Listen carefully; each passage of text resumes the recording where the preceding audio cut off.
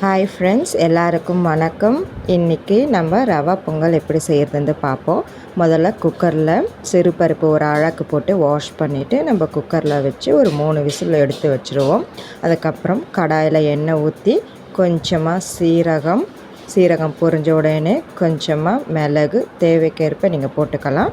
அதுக்கப்புறமேட்டு நம்ம ஒன்று ஒன்றா ஆட் பண்ணணும். இஞ்சி, பச்சை மிளகாய், கருவேப்பிலை அதை ஆட் பண்ணிவிட்டு கொஞ்சம் பொரிய விட்டுட்டு நம்ம தண்ணி ஊற்றிட்டு கொஞ்சமாக பெருங்காயத்தூள் போடணும். பெருங்காயத்தூள் போட்டோன்னே உப்பு போடணும்.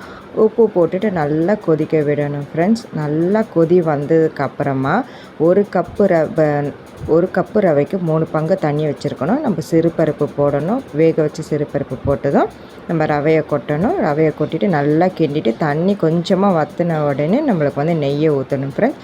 நெய்யை ஊற்றிட்டு இந்த மாதிரி அல்வா பதத்துக்கு வரணும். எடுத்து அப்படியே நிற்கிற மாதிரி இருக்கணும் ஃப்ரெண்ட்ஸ். நீங்களும் வீட்டில் செஞ்சு சாப்பிட்டுட்டு எனக்கு கமெண்ட் பாக்ஸில் கமெண்ட் ஃப்ரெண்ட்ஸ்